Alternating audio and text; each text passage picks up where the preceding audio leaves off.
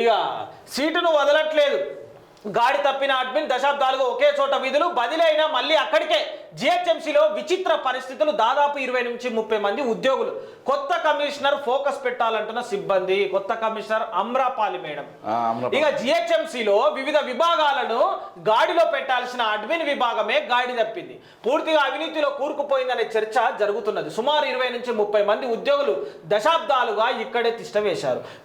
వీరు మామూళ్లకు అలవాటు పడి డిప్యూటేషన్ పై వచ్చే ఆఫీసర్ల ఫైళ్లను మాయం చేస్తున్నారనే ఆరోపణలు ఉన్నాయి. ఎంతో మంది అధికారులు లాంగ్ స్టాండింగ్ లో జిహెచ్ఎంసీలో కొనసాగుతున్నారనే వాదనలు వినిపిస్తున్నాయి. మరోవైపు కౌంటింగ్ డే కొత్త ప్రభుత్వం కొలువుదీరిన 3 రోజుల వ్యవధిలో పలువురు డిప్యూటేషన్ ఎక్స్టెన్షన్ లో 2 అడ్మిన్ అధికారులు కీలక పాత్ర పోషించినట్లు ప్రచారం జరుగుతున్నది. ఇటీవల కమిషనర్ గా బాధ్యతలు స్వీకరించిన అమ్రపాలి అడ్మిన్ సెక్షన్ ను ప్రక్షాళన చేయాలని చెప్పి డిమాండ్ సిబ్బంది నుంచి వినిపిస్తున్నది. మరి అమ్రపాలి మేడము ఈ అడ్మిన్ కి సంబంధించినటువంటి ఆ యొక్క అడ్మిన్ ఉంటదిగా వ్యవస్థ అడ్మిన్ శాఖ ఇక ఆడ ఒకటి ఉంటది.